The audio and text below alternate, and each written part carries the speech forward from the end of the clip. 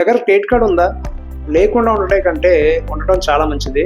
కానీ సరైన పద్ధతిలో వాడకపోతే ఆర్థికంగా నష్టపోవాల్సి వస్తుంది.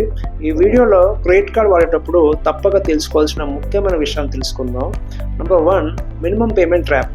మీ స్టేట్మెంట్లో కనీస చెల్లింపు మాత్రమే చేస్తే బ్యాంకు భారీ వడ్డీ వసూలు చేస్తుంది. ఇది పెద్దగా అప్పుగా మారుతుందన్నమాట. And number 2, full credit limit వినియోగించడం.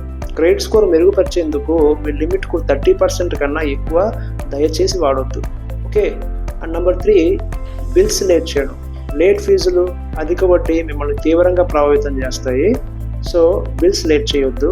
అండ్ నెంబర్ 4, ఫ్రీగా వస్తుందనే మోసం. క్రెడిట్ కార్డు ఫ్రీ అన్నది నిజం కాదు.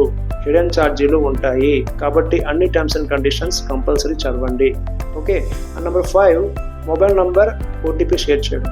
మోసాలకు గురి కాకుండా ఉండడానికి మీ వ్యక్తిగత డీటెయిల్స్ ఎవ్వరికి చెప్పొద్దు. ఈ చిన్న తప్పులు చాలా పెద్ద ఆర్థిక నష్టాన్ని దారితీస్తాయి.